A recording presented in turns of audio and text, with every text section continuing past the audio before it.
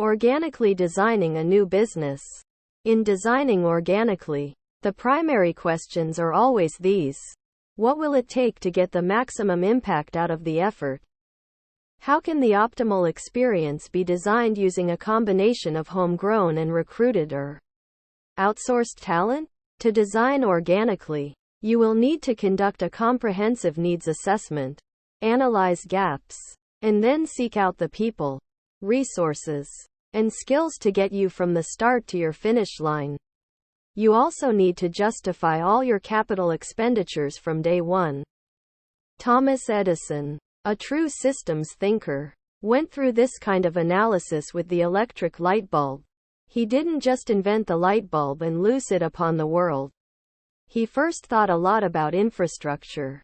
At the time, gas lighting systems were in place in the streets, and people also used kerosene lamps in their homes. How could people switch from gas to electricity?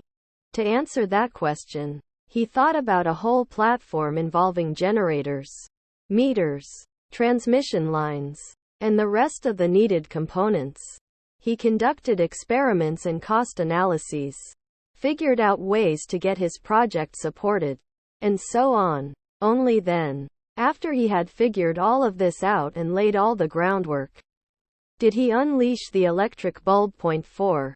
To reach the goal of becoming one of the top 20 wholly owned family businesses in the world by 2020, Al-Dabaa Group has to take on next big things by going into completely new areas of endeavor. We start like all entrepreneurs do, by looking around, noticing what works well elsewhere, asking ourselves whether those ideas might also work well in our targeted markets, and then designing the business organically. An example is a nascent area of our company's food portfolio called Dükkan, a so-called hard discount retail business. These kinds of discount retail stores are found all over Europe and in Turkey.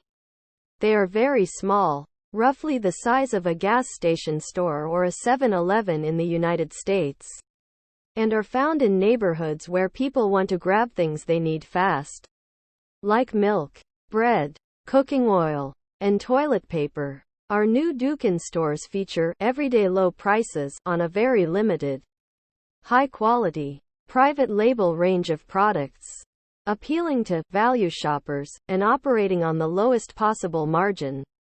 With enough volume, we hope to make up the extra ka-ching that we aren't charging the consumer directly. This high-growth industry appealed to us because such stores were non-existent in some of our targeted markets. The first thing we did was to carefully study the industry. We visited all kinds of these stores, looking closely at the various models. And there are dozens. We learned all the finest details about how such stores operated, their revenue and distribution models, and the kinds of neighborhoods where the most successful stores were found. We then set the ideal benchmark, a German company called Aldi.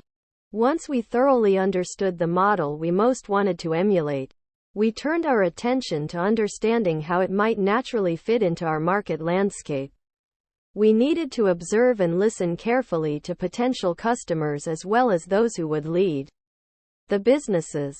Eventually we hired the greatest people we could find to help us launch our new design.